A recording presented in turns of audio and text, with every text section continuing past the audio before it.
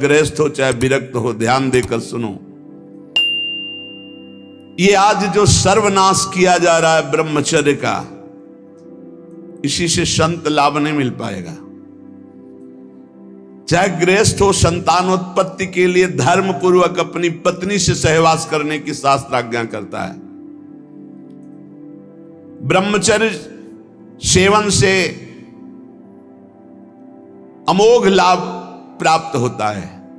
पहला, ब्रह्मचर्य सेवन से लाभ, संत संग का पहला लक्षण है आचरण की पवित्रता। आचरण की पवित्रता, इंद्रियों की शांति। इंद्रियों की शांति अर्थात ब्रह्मचर्य, प्रत्येक इंद्रिय का ब्रह्मचर्य। ब्रह्मचर्य से तत्काल प्रभाव बढ़ता है। क्या? स्मरण शक्ति। बहुत ध्यान देने की बात है। अगर आपको भगवत स्मृति में डूबना है तो आपको ब्रह्मचर्य का पोषण करना पड़ेगा, चाहे जो हो। इसके बिना स्मरण शक्ति आपकी काम नहीं करेगी। स्मरण शक्ति बहुत प्रवीण, एक बार जो सुन लिया उसका सैकड़ों बार मनन हुआ, मनन होकर उसके आगे धारणा शक्ति। जो ब्रह्मचारी नहीं, स्मरण शक्ति नहीं होगी, धारण करने की शक्ति नहीं होगी, खोखला जीवन हो जाता है। स्मरण शक्ति, धारणा शक्ति और संकल्प शक्ति। इतने बजे जगना है, इतना करना है, ऐसे चलना है, ऐसे सब होगा। और जब ब्रह्मचर्य नहीं तो चाहे 1000 बार संकल्प करो, तुम्हारे काम में नहीं आएगा।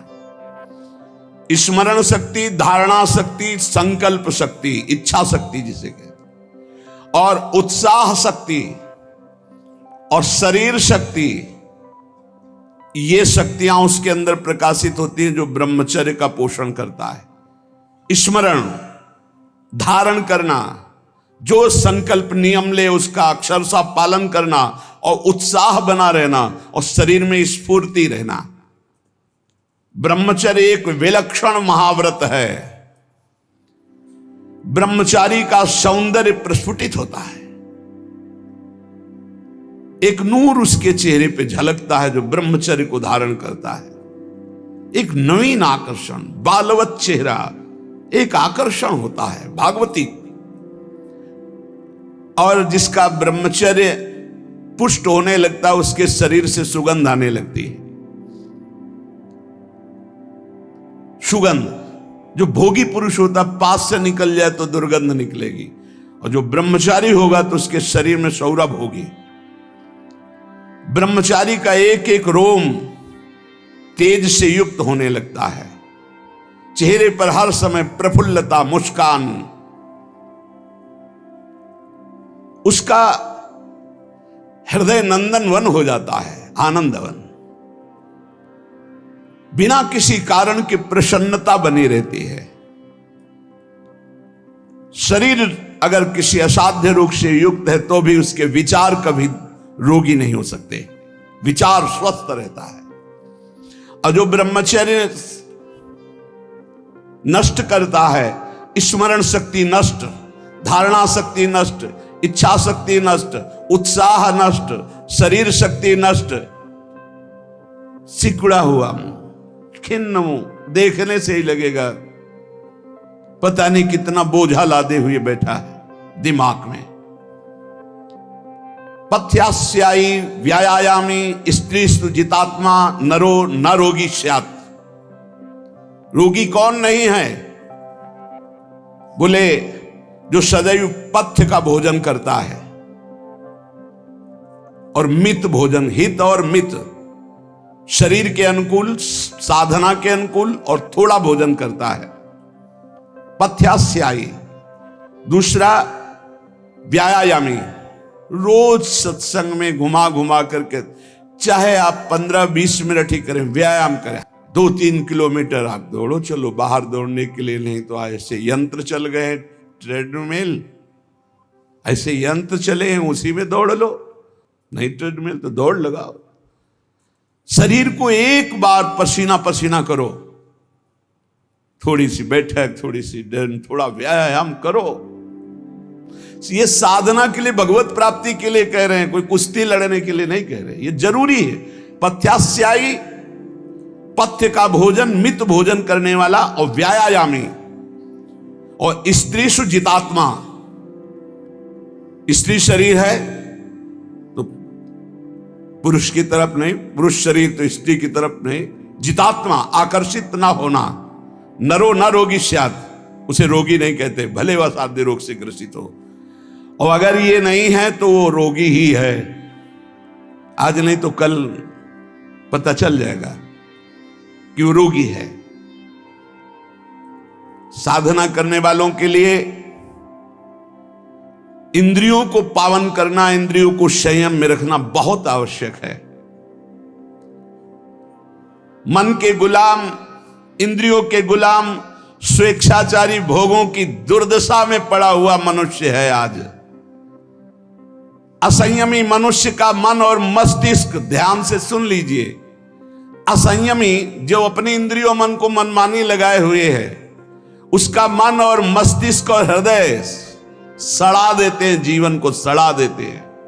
मन और इंद्रियों को संयम में रखकर भगवत चरणारविंद से नहीं जोड़ोगे, सड़ा देंगे तुम्हें। तुम्हारे अंदर ही इतनी सोच गलत कर देंगे, जलोगे। जो ब्रह्मचर्यहीन है, मनमानी आचरण करता है, ध्यान से सुनो। पहला लक्षण अशांत, दूसरा कहीं मन न लगना, अस्थिर चित्त, तीसरा अस्वस्थ, चौथा मलिन स्वभाव, हीन स्वभाव।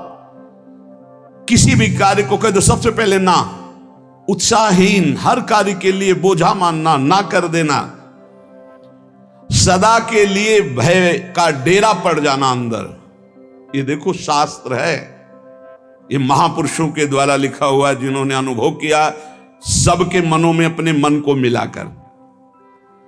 इंद्रियों का जो असंयम है वो हर तरह से मनुष्य को नष्ट कर देता है। लोग अंदर का सुधार नहीं करते। जहां जहां असंयम है वहां वहां अशांति है, दुख है, बेविचार है, संयम विहीन जीवन, शुष्क उदासहीन पशुवत जीवन है। पूर्ण ब्रह्मचर्य तो देश का, समाज का, आत्मा का, सबका परम लाभ, अपना परम लाभ। चाहे गृहस्थ हो चाहे विरक्त, जरूरी है अपनी शक्ति को नष्ट करना, आवश्यकता के अनुसार धर्मयुक्त प्रयोग तो ठीक है। हम तो प्रणाम करते हैं उन गृहस्थों को जो गृहस्थ होते हुए ब्रह्मचर्य का नियम वृंदावन में लिए हुए और दूर दूर जगह देशों में रहते हैं और ब्रह्मचर्य का नियम लिए हुए। एक तो परिवार अमेरिका में है, आए हुए हैं कुछ समय से, भी हम वृंदावन में सत्संग में भी होंगे। सब सुविधा, अमेरिका जैसे देश में रहने सब सुविधाएं, और बड़े ही सरल सात्विक वृत्ति से, और हितधाम में कसम खाई थी ब्रह्मचर्य की, कि हम दोनों मिलकर के कसम खाते हैं कि आज के बाद ब्रह्मचर्य रहेंगे। कैसा जीवन! अपने तो कितने ऐसे परिवार हैं, हम तो उनको प्रणाम करते हैं जो एक साथ पति पत्नी रहकर संयम पूर्वक जीवन व्यतीत कर रहे हैं। बलिहारी भगवान की असीम कृपा है, जिसके संग का डर बना रहता उसी संग में रहकर दोनों निकल गए। कितनी बड़ी अहेतुकी कृपा! ये है आश्चर्य, यह है आश्चर्य। रात दिन एक साथ रह रहे हैं, फिर भी कसम खा के ब्रह्मचर्य रहे हैं। कितनी अपार कृपा श्री जी की! कैसा मन हो कर देती है श्री जी, नहीं तो बहुत कठिन है, बहुत कठिन है। वही जानते हैं जो इस मार्ग में चलते हैं। जो आचरणहीन है, जिसका भोजन ठीक नहीं है, अब लाख बार कहा जाता है सतोगुण भोजन करो, सात्विक भोजन करो। बाजार का ये अमुक चीज आनी चाहिए। कितने ऐसे बाजार की पैकिंग की चीजें निकलते हैं जिसमें कीड़ा रेंगते हुए चलते हैं। आप फिर पता नहीं कौन सी बुद्धि लोगों में फैल रही है कि घर का दाल रोटी बना करके नहीं खाएंगे, बाजार का आना, ऑनलाइन आना चाहिए। ऑनलाइन में हो जाओगे, हाँ ऑनलाइन में ही चले जाओगे। बहुत समझो सावधान, खान पान, नहीं तो ऑनलाइन में बुद्धि घूमेगी। श्री जी में चित्त लगाने के लिए थोड़ा ऑनलाइन से हटो, थोड़ा सा अपने चित्त को सुधारो। हम कह रहे जबान में अगर सात्विक भोजन केवल जाएगा तो भजन में बहुत रुचि होगी, संयम से रह पाओगे। ये बावरे नहीं थे पुराने संत महात्मा जन की जो सात्विक ब्रजवासियों का अन्न या भिक्षान्न या सात्विक, ये देखो 10 दिन केवल देखो, शुद्ध दाल रोटी पाओ, मूंग की दाल वाली रोटी पा लो, फिर आप देखो भजन करके, और 2 दिन जरा इधर उधर होटल का पाके देखो, फिर देखो कैसा है। कोई भी कहीं भी हो, सात्विक वृत्ति से अपने घर का भोजन करो, कम से कम दाल पानी से धो लिए हो। और वैसे तो शुद्ध क्या रह गया, इतने केमिकल गेहूं में डाले जाते हैं, वो सब आकर के शरीर के ब्लड प्रेशर को, हृदय को, कई तरह के रोग पैदा करें। अब किसको किसको समझावे। गाय के गोबर आदि से जो फसल होती थी, बहुत 8 मन या 10 मन होते थे। हम किसान के घर में पैदा हुए तो हमें पता है। अब 40 मन 50 मन होती है। तो जब 8-10 मन पैदा होती थी तो सरकारी अस्पताल के बाद स्कूल हमारा था, तो सरकारी अस्पताल के डॉक्टर आते थे, बीच मैदान में कुर्सी डाल के बस हवा खाते रहते थे, कोई मरीजे नहीं होता था। गांव में बुखार आया, 2-4 दिन काढ़ा पिया, ठीक हो गए, अस्पताल जाने की जरूरत नहीं होती थी। और आज अस्पताल में आप चले जाओ तो भीड़ लगी हुई है। क्यों? सब खान पान बिगड़ा हुआ है। तो जो ब्रह्मचर्य पालन करता है, रोग से लड़ने की सामर्थ्य आती है, शोक स्पर्श नहीं कर सकता, मोह पर विचार करने की सामर्थ्य आती, प्रमाद स्थिति नहीं रहती, अकर्मण्यता नहीं रहती, अकाल मृत्यु नहीं होती, ब्रह्मचारी कभी विचारों से दरिद्र नहीं होता है, चिंता नहीं होती, उसके हिंसात्मक वृत्ति नहीं होती, द्वेष नहीं होता, ईर्ष्या नहीं होती, अशांति नहीं होती। ब्रह्मचर्य समस्त दोषों का नाश कर देता है।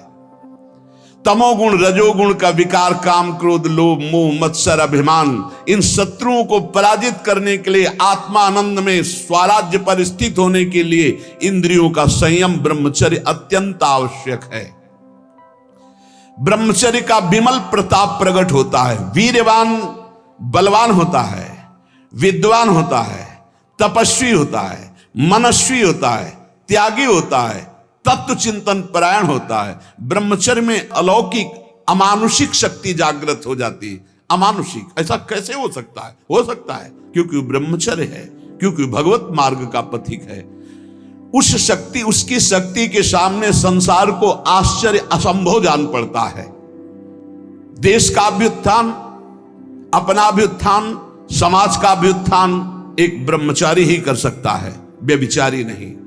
तो ये मूर्ख लोग ये नहीं समझते कि तुम इंद्रियों की गुलामी स्वीकार करते हो या स्वतंत्रता, मन की गुलामी स्वीकार करते हो या स्वतंत्रता। स्वतंत्रता किसे कहते हैं अभी जाना नहीं। मनमानी आचरण को तुम स्वतंत्र कहते हो कि मैं जो चाहूं। कितने मिनट स्वतंत्र हो जरा देखो, 1 सेकेंड भी नहीं। हर वृत्ति तुम्हें गुलाम बनाए हुए है। क्या इंद्रियों का गुलामी कभी स्वतंत्र हो सकता है? विचार करो, स्वतंत्र कौन है? स्वतंत्र है जो संयमी है, संतोषी है, जितेंद्री है। याद रखो, ब्रह्मचर्य सेवन ही प्रभु प्रेम और आत्मज्ञान की नींव और स्वच्छ मार्ग है। शरीर में सहने की सामर्थ्य ब्रह्मचर्य से आती। गर्मी सर्दी बरसात मान अपमान निंदा स्तुति, ये ब्रह्मचर्य से सहने से। ब्रह्मचारी को सबसे पहले अपनी रसना पर नियंत्रण रखना आवश्यक है। जबान पर, जबान बिगड़ी सब बिगड़ा। गंदे आचरण वाले, जिनको पवित्रता का ज्ञान नहीं, जिनको केवल अर्थ पिशाच हैं, नाना प्रकार की अपवित्रताएं करके तुम्हें भोजन परोसते हो, गरम गरम तुम्हारे सामने आया, तुम अमृत समझ के खा रहे हो, तुम्हारी बुद्धि नहीं खराब हो जाएगी? सबसे पहले सतमार्ग में चलने वाले को इस रसेंद्री को मारना होता है। रसेंद्री, ये जीत गए, सब जीत गए। और इस मार्ग में सबसे ज्यादा इसी को दुलार करने का अवसर मिलता है। जहां निमंत्रण होगा वहां चक्क होगा। बस को खाओ और चौपट करो अपनी साधना, अपने परमार्थ को चौपट कर दो। खाना ही मृत्यु है और खाना ही जीवन है। जो पवित्र भगवद अर्पित मित आहार करता है वो अपने जीवन को भागवतिक बना लेता। कितना खाओगे? याद रखो, परमार्थ में चलने के लिए रसेंद्री को बहुत शासन में जरूरत है, बहुत शासन की जरूरत है रसेंद्री में। अगर रसेंद्रिय आपकी छूटी हुई है तो कोई भी इंद्रिय आपके कब्जे में आने वाली नहीं। भोजन किया जाता है जीवन रखने के लिए, प्राणों का पोषण। और आप ये समझो जैसे आप 400 ग्राम अन्न पा लिए तो आपकी जीवनी शक्ति उसमें पचाने में कम लगेगी और आपके चिंतन में ज्यादा लगेगी। 800 ग्राम डाल लिया। एक दिन सुना था 24 घंटे में एक मानव शरीर को स्वस्थ रहने के लिए 400 ग्राम अन्न की जरूरत होती, बस। इसके बाद तो ऊपर ओवरलोड करना है। इतनी हानि है, आप नहीं समझ पा रहे, रोगों का घर बढ़ा रहे हो। थोड़ा भोजन करो, सात्विक भोजन करो, और ऐसा भोजन करो जिसमें तेल आदि गरिष्ठ पदार्थ ज्यादा न हो, तो आपकी जीवनी शक्ति बढ़ेगी। आप उसी जीवनी शक्ति से भजन करेंगे। भजन में मन क्यों नहीं लगता? आप देखो, एक दिन खा के अच्छे और एक दिन 2 रोटी खाओ केवल हमारे कहने के अनुसार, कि आपको लगे कि हाँ भूख लगी अभी, और बस छोड़ दो, फिर आप भजन में लगो, देखो कैसी वृत्ति जाएगी, सतोगुणी। चंचलता मन की तभी रुकती है जब सात्विक भोजन होता है। नेत्र की चपलता, बार बार इधर उधर देखना, कानों की चपलता, प्रपंच की बात सुन, हर इंद्रिय का ब्रह्मचर्य हमें चाहिए। तो बहुत लाल मिर्च वाला गर्मा गर्म, ये ब्रह्मचर्य के लिए सब हानिकारक। उत्तेजक भोजन नहीं, उत्तेजक दृश्य नहीं, उत्तेजक बातें नहीं, तभी संयम से चला जा सकता है। प्रतिदिन एकाग्रता पूर्वक कुछ सद्ग्रंथों का स्वाध्याय सबको करना चाहिए, सत्संग सुनना चाहिए, परम पवित्र महाभागवतों के चरित्र पढ़ने चाहिए, सरलता पूर्वक विश्वेश्वर भगवान की प्रार्थना, उनका नाम जप करना चाहिए। केवल ऐसे संयम से चलने से सबकी उन्नति का भाव जागृत हो जाता है, निस्वार्थ भाव जागृत हो जाता है। पूरे जगत का मंगल वो कर सकता है जो संयमी है। जो संयमी नहीं, वो दीन दुखी अपनी इंद्रियों के पोषण भरण में लगा रहता है।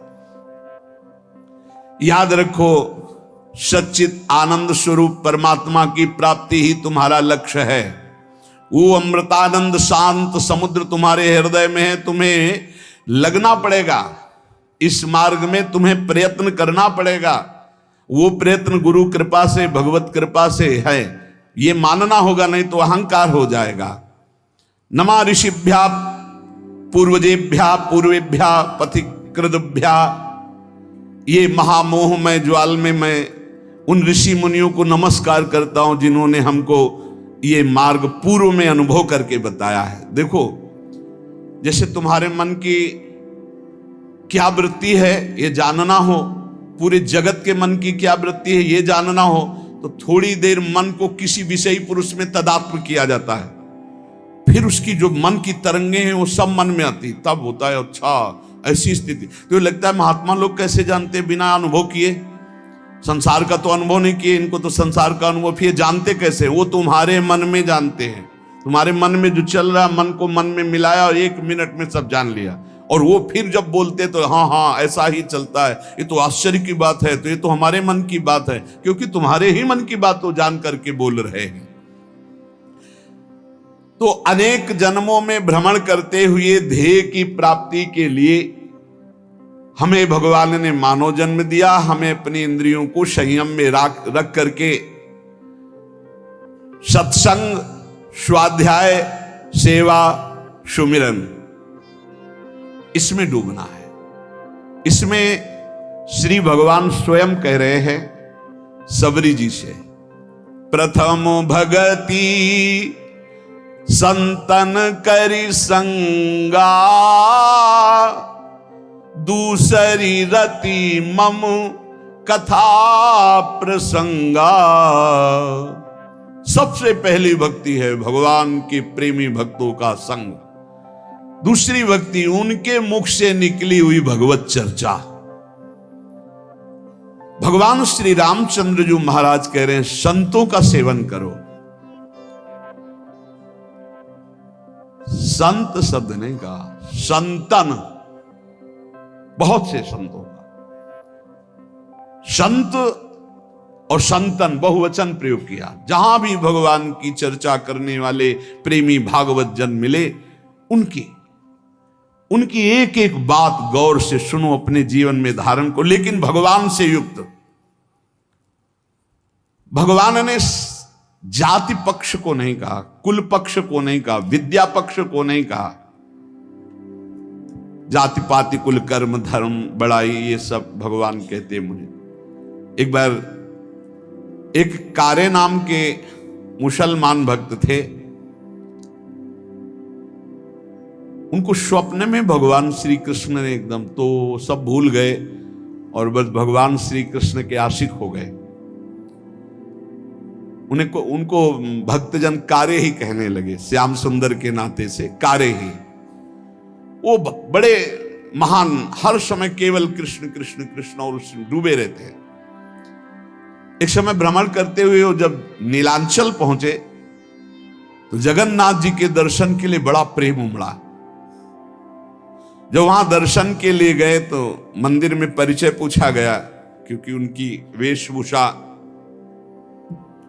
तो देखते ही संशय हो गया कि, तो पूछा तो उन्होंने सच्ची बात बता दी, मैं अमुक कुल में जन्मा हूं ऐसा है।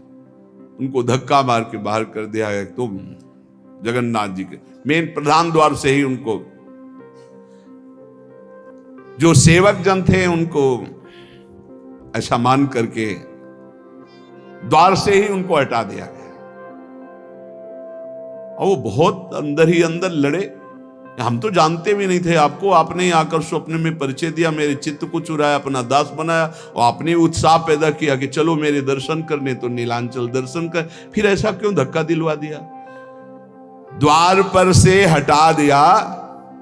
तो वो कवि प्रकृति के थे, एकांत में जाकर के बैठ गए और कहने लगे, यदि तू जगत का नाथ तो हमारी भी सुध लीजिए। कह रहे, हे कारे, तूने करार किया, स्वप्न में आकर मेरे दिल को चुराया और बता दिया कि तू ही मेरा स्वामी है, और तू मुझे अलग मान करके धक्का दिलवा करके भगवा दिया। क्या यही प्रेम है? यदि तू जगत का मालिक है तो अब मुझसे रहा नहीं जा रहा है। आपने हमारे को अपने दरबार से भगवा दिया। यदि तू सर्वलोक महेश्वर है, सबका मालिक है, तो फिर अब देर मत कर। भक्ति हितकारी भगवान से नहीं रह गया, उन्होंने तुरंत भोग की थाल ली और समुद्र के किनारे बैठे हुए कारे के पास गए। बहुत सुंदर जगन्नाथ जी हैं, ये तो प्रेम विकल रूप इनका है तो अनंत कामदेवों को मोहित करने वाले भगवान श्री कृष्ण ही, ये तो प्रेम विकल। पीछे से आवाज दे कारे, पीछे मुड़ के देवी देखा, अपने हाथ से भगवान ने भोग पवाया। यहां कह रहे कि भगवान किसी जाति पक्ष को, कुल धर्म को, ये सब नहीं देखते, केवल प्रेम धर्म को देखते हैं।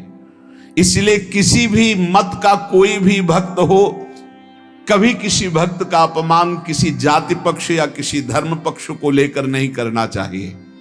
जब कोई श्री भगवान के मार्ग में चलता है तो सिर्फ श्री भगवान का होता है, ये बात मानना चाहिए। हरि का भजे सो हरि का होए, जाति पाति पूछे नहीं कोई, ये भक्ति सिद्धांत की बात है। अहो वत्स पचतो गरीयान यज्ञागे वर्तते नाम तुभ्यम। जब भगवान का कोई प्रसाद तुम्हें पवाने की बात करे तो कभी ये मत कहना कि अच्छा बना है। ये संतों के वचन हैं,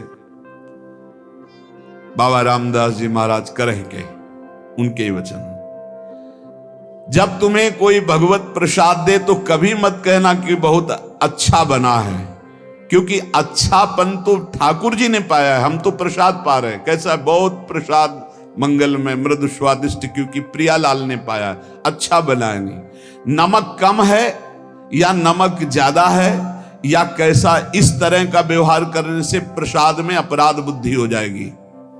अच्छा बना है ये ठाकुर जी जाने, भोग लग चुका है, सिर्फ प्रसाद है और अमृत है, उसकी हम प्रशंसा क्या करें जिसको श्री ठाकुर जी ने पाया है, और उसमें हम कमी क्या निकालें जिसको श्री ठाकुर जी ने पाया है। इसलिए कभी प्रसाद तुम्हारे सामने आवे तो उसमें ये थोड़ा दाल में नमक तो कम है, प्रसाद का प्रभाव नहीं आएगा।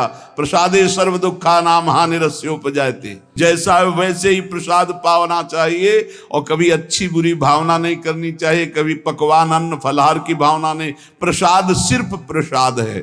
श्री स्वामी रामदास जी महाराज कह रहे हैं, स्वामी जी महाराज कह रहे, जौलों ठठरी शीश पर तो राम राम है सत्य, मानुष बैठे मसान में तो ज्ञान कथें अलबत, ज्ञान कथें अलबत रहेगा रहा न कोई। आपस में बैठते जब जाते हैं बोले राम नाम सत्य, वहां बैठते हैं, भैया रो मत, यहां किसी को नहीं रहना, सबको जाना, बड़ा ज्ञान बघारते हैं। और नहाए धोए कर घर चले ऐसे ज्ञान भवगत, जौलों ठठरी शीश पर तो राम राम है सत्य। ऐसा ज्ञान किस काम का? आपस में बैठकर ज्ञान की चर्चा की, संसार में सब असत्य है, नाशवान है, रो मत, तो घर गए फिर उसी असत्य में लग गए। इसलिए हमें चाहिए कि ऐसे हम संतों का संग करके उस ज्ञान को व्यर्थ ना करें। बड़ा सूक्ष्म स्वरूप महापुरुषों ने वर्णन किया। आप इतना वर्णन करते हैं कि सब संत कृपा से ही भगवत प्राप्ति होती, ज्ञान की प्राप्ति होती है, तो प्रयत्न फिर किस बात का? बहुत सुंदर महापुरुषों के सामने जो प्रश्न किए गए, संत भाव कृपा भाव, इसी से भगवत प्राप्ति होती है, फिर प्रयत्न की क्या जरूरत है? यदि प्रयत्न की जरूरत है तो यह क्यों वर्णन किया जाता है कि भगवत प्राप्ति प्रयत्न से नहीं होती, कृपा से होती है? भगवत कृपा से होती तो सबको भगवत प्राप्ति हो जानी चाहिए, क्योंकि प्रयत्न से होती नहीं है। और प्रयत्न से होती तो फिर भगवत कृपा से होती है, ऐसा कैसे हो सकता है? संत कृपा से होती है, भगवत कृपा से होती है, यही शब्द सुनते चले आ रहे हैं। हमारा प्रयास, हमारे प्रयत्न से भगवत प्राप्ति नहीं होती, ठीक है? तो सबको भगवत प्राप्ति हो जानी चाहिए, क्योंकि संत और भगवान की समान सब पर कृपा होती, फिर प्रयत्न की जरूरत क्या है? फिर यह क्यों कह दिया जाता है कि तुम अधिकारी नहीं हो? अधिकारी अनाधिकारी से क्या मतलब? कृपा तो सबके ऊपर बराबर है, और संत भगवान की कृपा में कोई भेद नहीं होता, इसलिए सबका कल्याण हो जाना चाहिए। तो क्यों नहीं होता? इसका उत्तर यह है कि भगवत प्राप्ति केवल भगवत कृपा, संत कृपा से ही होती है, मोक्ष मूलम गुरु कृपा। पर परमात्मा की कृपा, संत की कृपा सभी पर है, बिल्कुल सत्य समझो। पर तीव्र चाह आपको करनी होगी। तीव्र चाह में जो आपके अंदर व्याकुलता पूर्वक नाम जप है, नाम कीर्तन, ये उन्हीं की कृपा से हो रहा है। आपको चाह सत्संग सुन के करनी होगी, मुमुक्षता आपको धारण करनी होगी। मुझे भगवत प्राप्ति करनी, ये निश्चय आपको करना होगा। भगवत कृपा, संत कृपा में बड़ी सामर्थ्य है, परंतु भगवत कृपा और संत कृपा को चाहते कितने लोग हैं? ईमानदारी से देख लो। परमात्मा की कृपा, संत की कृपा पर कितने लोग अपने जीवन को अर्पित किए हैं? संत की कृपा, भगवत कृपा पर। कोई एक भक्त हैं जो हर प्रश्न की बात में यही केवल कहते, हम तो कुछ नहीं जानते, बस इतना जानते हैं कि हमारे गुरुदेव हैं, बस हमारे तो सब कुछ गुरुदेव हैं। अब इसी बात पे डटे रहो, तुम्हारा कल्याण हो जाएगा। इस बात से फिसल गए तो तुम्हारे पास कुछ है ही नहीं। जिनका विश्वास है उन्हें प्राप्ति निश्चित होती है। बहुत ही सूक्ष्म विषय है। यदि ये कहा जाए कि परमात्मा की प्राप्ति तो सभी चाहते हैं, तो बिल्कुल गलत है। इतने लोग बैठे हैं, परमात्मा की प्राप्ति किसे चाहिए? किसे प्रियालाल चाहिए? हृदय से देखो किसके अंदर चाह है।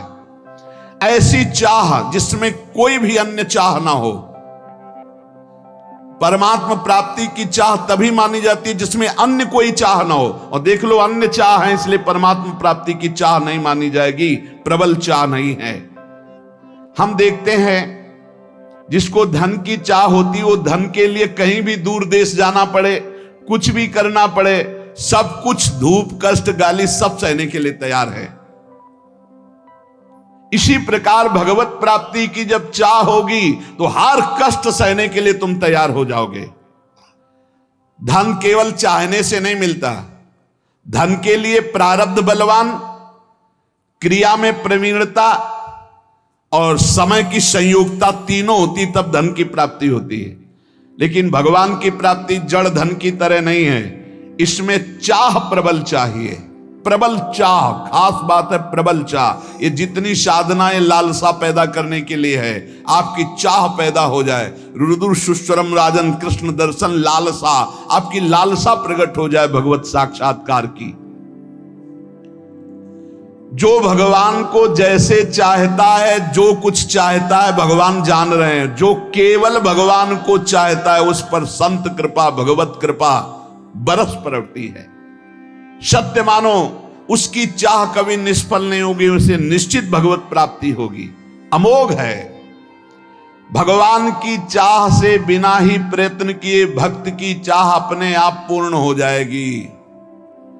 इतना स्मरण रखना चाहिए कि भक्त की चाह होनी चाहिए भगवान से मिलने की। यदि कहे कि भक्त की बिना चाहे भगवान क्यों नहीं मिल जाते, तो इसका उत्तर है कि भगवान सर्वत्र हैं, उनके अंदर कोई चाह नहीं है। जब भक्त चाह करता है तो भगवान के हृदय में उससे मिलने की चाह पैदा हो जाती। नहीं, सर्वत्र हैं, वो व्याप्त हैं, वो समरूप से विराजमान है। वो तुमसे मिलना तब चाहेंगे जब तुम मिलना चाहोगे, और जितना मिलना चाहते हो उतना हो। तुम स्त्री रूप में चाहते हो स्त्री रूप में वो हैं, धन रूप में चाहते हो धन रूप, जो चाहोगे वैसे हैं, आज भी तुम्हारे साथ है। और जब इन रूपों का त्याग करके भगवत रूप चाहोगे तो वही चाह आपको जाकी रही भावना जैसी प्रभु मूर्ति देखी तिन तैसी। इस पर शंका होती है कि जब भक्त की चाह से ही भगवान में चाह होती है तो भगवान की कृपा की प्रधानता हुई कि भक्त की प्रयत्न की प्रधानता हुई। आप कहते हैं संत कृपा से भगवत कृपा से भगवत प्राप्ति होती है, तो निर्णय आया कि भक्त की चाह से ही भगवान के हृदय में मिलन की चाह होती। तो प्रधानता तो भक्त का प्रयत्न ही हुआ ना। बड़ा सुंदर विवेचन है। इसका उत्तर है कि भगवान को प्राप्त करने की इच्छा मात्र को प्रयत्न नहीं कहा जाता। क्यों? क्योंकि भगवान ने मनुष्य शरीर दिया, भगवान ने संत समागम दिया, संत समागम सुन करके साधन मिला, साधन से आपके अंदर चाह पैदा हुई। ये सब कुछ भगवान की तरफ से आपको मिल रहा है, आप इसमें कहीं नहीं हैं। यदि इसी को प्रयत्न माने तो इतना प्रयत्न तो अवश्य साधक को करना पड़ेगा ही कृपा प्राप्त करने के लिए। ध्यान देकर देखने से मालूम होगा कि भगवान के मिलन की इच्छा भगवान ने ही पैदा करवाई है, संत समागम कराकर मिला करके। दुनिया के लोग नाना प्रकार के पदार्थों की इच्छा करते हैं, परंतु क्या उनकी इच्छा के अनुसार सब कुछ मिल जाता है क्या? नहीं। एक इच्छा ऐसी है जो प्रारब्ध के अधीन नहीं है, भगवान की प्राप्ति। ये इच्छा बड़े संत समागम से ही प्रकट होती है। देख लो, जिसके कभी भी कहीं भी भगवत प्राप्ति की इच्छा होगी वो सत्संग से होगी। और सत्संग बिन सत्संग विवेक न होई, राम कृपा बिन सुलभ न होई। तो इसमें तुम्हारा प्रयत्न नहीं, इसमें भगवान की कृपा है। इच्छा करने पर जो प्रयत्न होता है वो भगवान ही तुमसे करा रहे हैं। भगवान ही साधक को निमित्त बना करके संत समागम कराकर उसके अंदर साधन पद्धति चलाना, ये सब भगवान कर रहे हैं। जैसे अर्जुन जी से कहा भगवान ने कि मेरे द्वारा ये सारे वीर मारे जा चुके हैं, तुम केवल निमित्त मात्र बन जाओ, ये मारे जा चुके हैं। ऐसे ही साधक शरणागत केवल निमित्त होता, करवाते सब भगवान है भगवत प्राप्ति तक।